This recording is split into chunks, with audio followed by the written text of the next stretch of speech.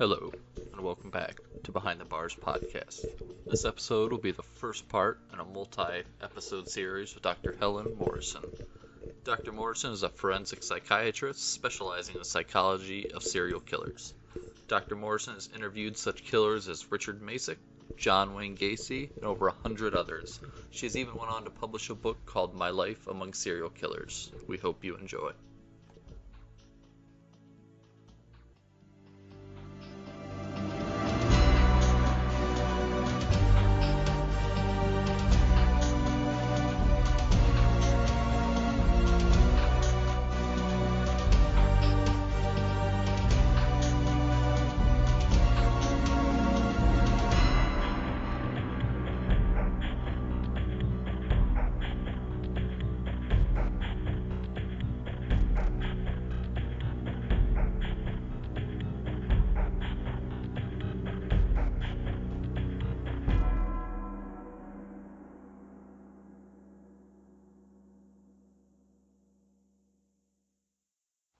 Hello. Hello, how are you, Helen? I'm fine. How are you? I'm good. Oh, good. We finally got together. I know, we've only been trying for, forever. I knew we would eventually. Well, my name is Dr. Helen Morrison. I am a forensic psychiatrist and a child psychiatrist, and my research has been into serial murders, and to date I've had over 125 of them from around the world that I've examined and taken some interesting stories. Yeah, I've read all the books you've done. You definitely have some interesting stories, to say the least. For all our listeners, She wrote My Life Among Serial Killers. It's inside the minds of the world's most notorious murderers. I mean, there's anything from Ed Gein to John Wayne Gacy to Bobby Joe Long. There's definitely, I'll put a link in the show notes. Pick it up, support her. It was a fantastic book. Well, thank you. Oh, no, I hope there's more eventually. I love them. So, obviously, you said you deal with serial killers. How would you define a serial killer? Because no matter where you Google, there's kind of a different answer.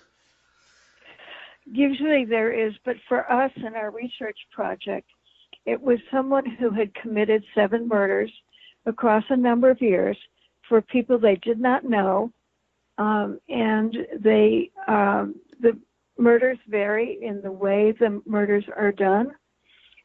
They can range from strangulation to stabbing, but that's pretty rare. And they very frequently have such a plan when they get these people that they generally follow the plan exactly the same, but they may change the plan with each murder. For example, one of the murders kept a victim chained to a basement floor while he did experiments on the person.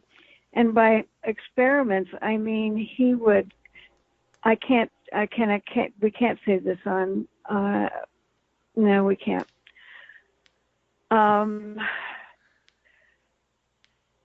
He was someone who experimented by going to the pharmacy and getting different types of antibiotics and things, and he would inject the person with these things and get their reaction.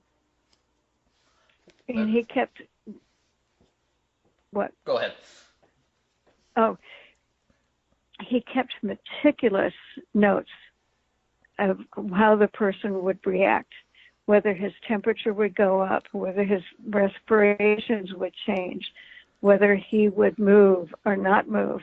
And he kept that person in this place for 30 days until one day the person escaped.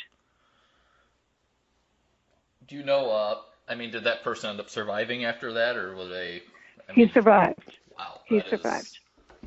Impressive. Which was impressive, but yeah.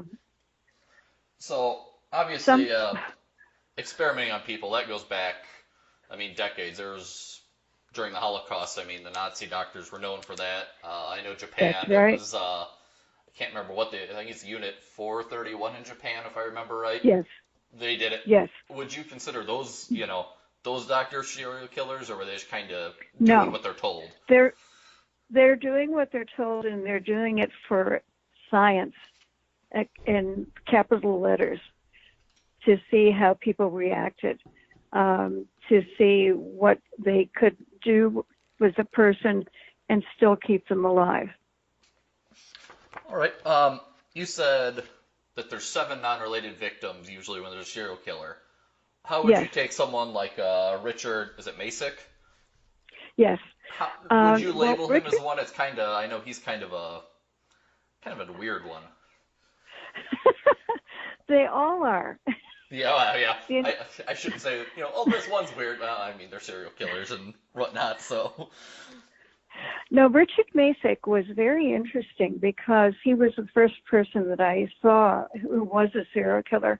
We didn't call them then that at that point because we called them non-specific mass murderers, which is really an odd way of describing them, but that was the only way that we had to describe them at that time.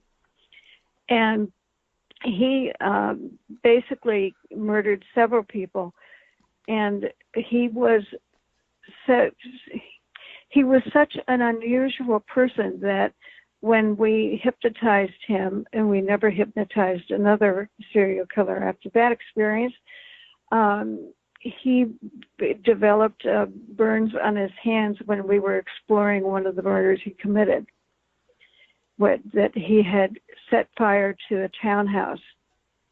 And we thought that burn was something that he had done to himself by accident during the murders, but it came up in the hypnotic sessions. Wow. Now, how long did those burns last? Did they go away quickly, or did they? Yes, stay? they went away quickly. That's definitely in hypnotic trance. Yeah, that's incredible. Actually, that's actually really fascinating because I mean, how many people are going to get to see something like that? That's a huge thing. It's true. That's certainly. With all the serial murders, there's always something that happens that's very odd, and it's almost indescribable because we don't see it very often. No, like I said, something like that, you're never going to, and I say you're never going to see that, but it's extremely rare that you're ever going to see something like that. Yes. Yes.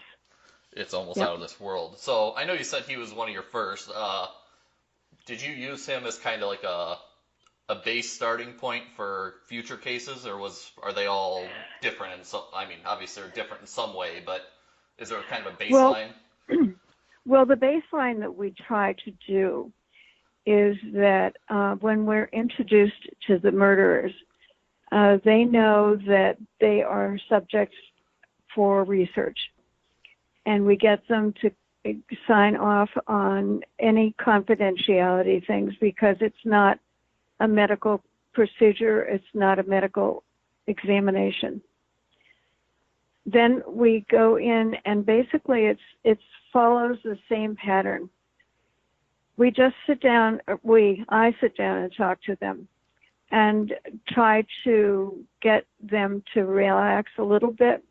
Most of them don't care that they're being looked at, and most of them have their own agendas for what they want to do.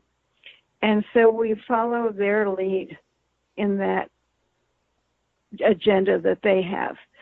But what we're trying to do is to get a picture of this person both as a child, an adolescent, and an adult, if they can get that far. And then we will just talk with them. We just let them talk and talk and talk. And they talk and talk and talk. I bet I mean, obviously, I know you've spent, God, thousands of hours with these people. I mean, that's kind of, your calling card. It's your job. That's what you've done. I mean, That's, you can't really keep them to a certain type of schedule because they have their own way of controlling things in their own way of letting you know that they are a special person and that they all basically don't make sense at all when you're talking to them. You follow them. You follow what they're saying. But if you go back and look at transcripts, if you've recorded some of them, they generally don't make a lot of sense. No, I can vouch for that. I've done interviews with a handful of them now, and you're right though. At first I'll start out, it's like, okay, this is making sense, and then all of a sudden we're way off in left field. It's like, okay, how did we get from here to there? And I mean, and you don't realize it until you're in left field, and you're like, okay, well, he made me go over there. And sometimes you don't do it until you get out of them. That you have to be away from them to get reconstituted again, because you get involved with them. And you tend to follow what they're saying, and you think, oh, well, this must make sense. And then you find out it doesn't. Yeah. Some of them, I have a couple, I don't want to mention names yet because they haven't given me the official okay that I've interviewed. But some of them, they'll write me obviously snail mail for most of them because they don't have internet a lot of the time. But one of them actually sent me all the court records along with it, which was really weird to see. Yeah, it was really weird to see, and I was like, okay, these actually match up, Are they telling the truth? Are they lying? It was weird to actually have someone send all the court documents. I know. This is like this giant folder I got. I'm like, what is this? And I mean, he had notes on each one, hey, this is where this one is, and on this page it's that. It's like, okay, this guy's went way, way further than I expected. Yeah, they do. They do. And some of them, like I said, some of them have wild stories, whether or not, they're true. You kind of got to take it with a grain of salt, because... Well, they go back and forth from reality, non-reality. You don't know where they are. Yes. That's a very hard thing to try to explain what they mean, but it's something that occurs so often that you'll be in the present, and then you'll be in the past, and then you'll be in non-reality, and trying to keep track of them is very, very hard. Yes, I know some of them. I mean, even in the letters, you can tell where their mood changes in it. It'll be, yes. It'll be great, and then they're pissed off at me, and then they're great again. It's like, okay, whoa, why are you mad at me? I'm not even there, but it's a roller coaster. They have this roller coaster of emotion that they follow, and it's really not true emotion, but it's something like a switch happens to them, and then they are fine again. Exactly. And it's so hard to try to explain to someone who's never been with one of them. Yeah, it's strange. I mean, interesting, but very strange. That's putting it mildly. Yeah. I know I've had some of them, I mean, they'll look me in the eyes and tell me what they did with not blinking an eye, and I'm just like, oh, okay. I mean, rape and murder and everything else, and they're just talking about it like it's the weather. But it's like, okay, yes. This is... Oh, yeah. That's the hallmark of a serial killer. Yeah. They are so concrete and so non-emotional, non-human, and in the sense of how they interact. Yeah. It seems like they just don't care. It's like, yep, okay. Yep, that's right.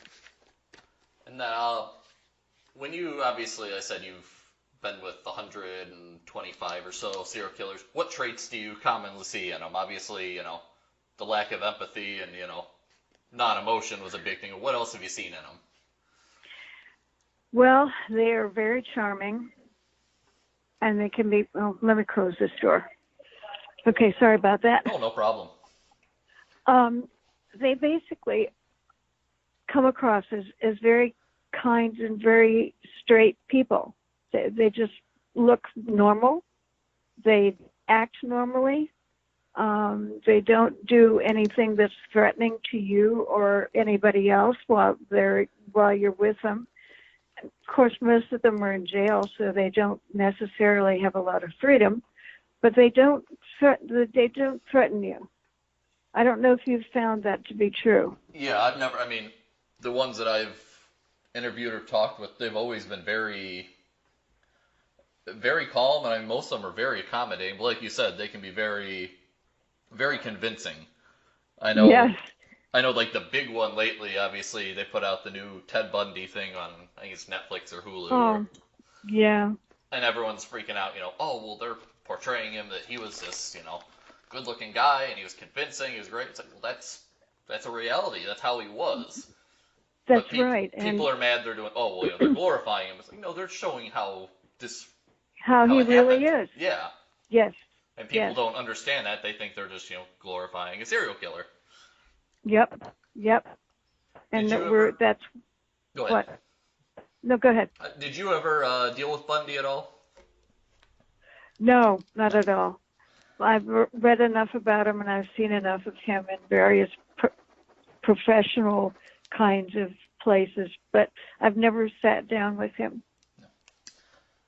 I know in your book you say the inability to separate from other psychology is kind of one of the big things when it comes to serial killers or whatnot. Is this still something you believe in, or is this something that, has changed over time, or what are your views I on still it? believe in that. I still believe in that. Have you ever, what do I want to say? Have you ever seen anyone that could do that and was still a serial killer?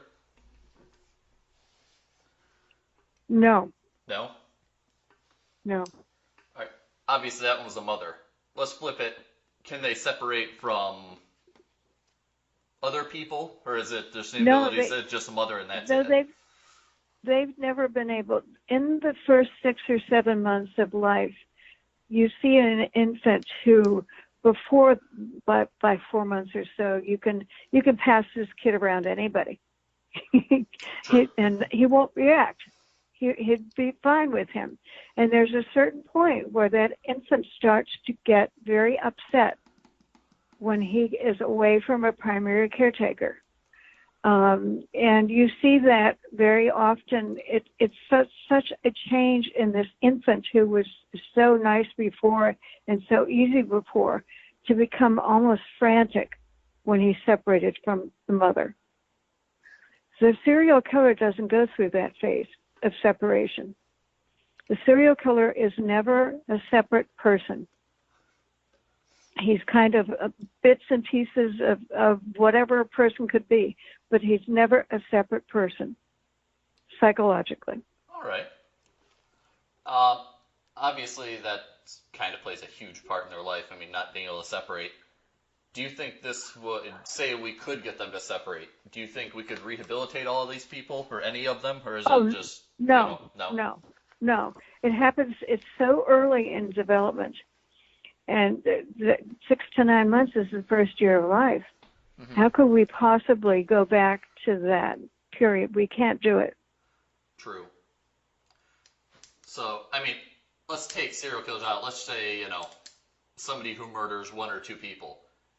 Do you think we can rehabilitate that? Or, can they separate themselves from the caretaker? Is it, where's that point at? No, that's completely different. They are complete human beings. They have separated. They've gone through all of the 4 phases of separation, individuation. They've been able to do that, and that's okay. But that is a completely separate being than the serial killer. Where would we draw the line at between, how soon would you know if this person is separate or not? I mean, is there kind of an average age, or where does that come into play? Well, there are about 4 phases of separation, individuation, and when the infant goes through them, you know that the infant's separate. But the serial murderer never goes through that. Never, never, never does he become a separate psychological being. All right. Obviously, I want to get into Gacy here shortly. That's kind of obviously one of your most prolific ones. Because I mean that's a big thing. Yeah. So recently, I'm not going to mention any names yet. There's what they have coined a serial killer released here in the Chicagoland area. I mean, supposedly I'm sure you know who I'm talking about. Yep. Do you think he's been, that person's been rehabilitated, or is it kind of, with what he did, could he be rehabilitated, or is it just kind of No. No? No, you can't. You can't rehabilitate these people because in order to rehabilitate someone, you have to have a relationship with that person, good or bad. That you have to have a relationship. You have to have some hook that you can get on him to be able to cooperate with whatever you're trying to do for him. Mm-hmm. Rehabilitation doesn't happen with a serial killer. In fact, most of the serial killers who have been in jail and then they've been let out of jail for some charge, whether it's, who knows, but they will kill again. Mm-hmm. That's something. I live in the general area where he was released to, and everyone is very, very nervous about it because he's a little bit simpler of a person, and from what I read in all the reports, he has really, really bad anger issues. So I'm very hesitant. I know obviously the town and stuff, they don't want anything to do with him, but at the same time, it's, he did his time. We can't really do anything about it. So it's a very weird case, and there's still a bunch of DNA testing with that case that hasn't been done yet. Yeah. There's a couple guys from that case that are still in prison, and I've been talking with a few of them, and they're trying to get this DNA testing done because they claim they're innocent, which most seem to claim innocence. That's, they don't ever want to admit it, but I mean, one of them, I'm not going to mention which one, but he's adamant he didn't do it. He wants DNA testing done. I mean, he's given DNA voluntarily. It's I'm curious to see if the DNA proves that, oh, hey, this other guy is actually the one we let out. He did it. Yeah. How it'll flip it around. It's if it even gets to that point. I mean, they've been sitting on this case for 30 years. There are a lot of wrongful convictions, exactly. As you know. Yeah.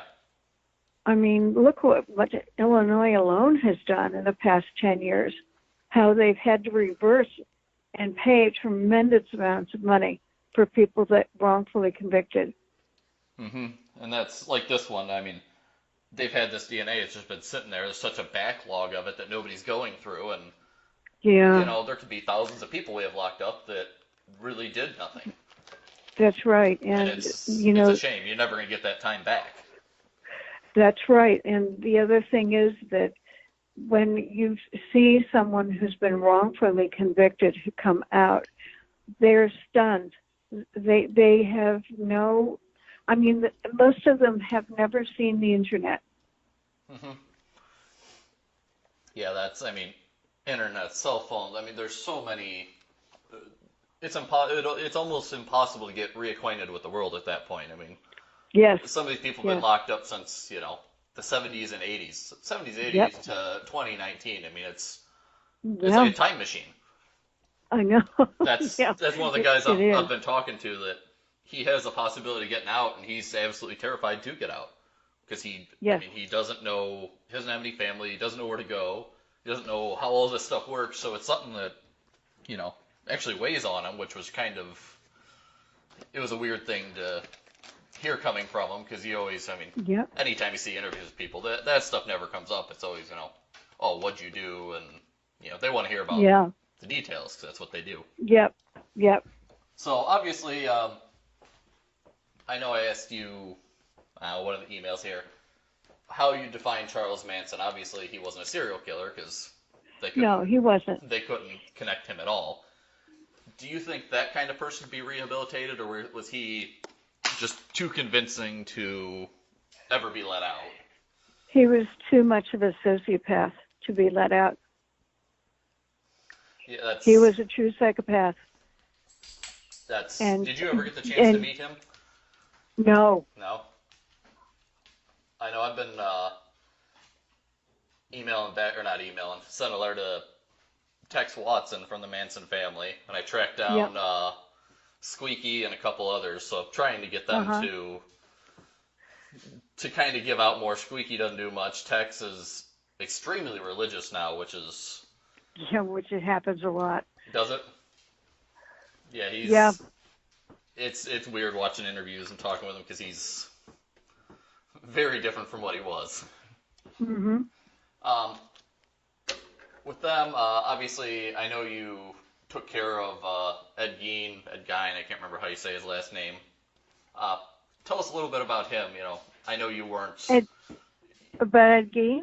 Yeah. Oh, well, Ed Gein was from rural Wisconsin before they had highways or byways that people can get from place to place. He was very attached to his mother, but not in the sense of a real attachment. He kept her alive. It's like he kept her body, but it reminds me of Psycho. Yeah. That's who he was modeled after, or they modeled him after. And Ed would do things like he would kill people. He would go to the graveyard and get bodies. Okay, and then he'd take those bodies apart and he'd clean them up very well. In fact, what he did very often was he would take the skulls and make bowls out of them and serve soup to his neighbors in these bowls. Imagine being the neighbor after he found that out. Yep, that was very, very much. Yeah. But he also he would dress, and I mean dress as in cleaning the deer that he would shoot. He would clean his victims like that too.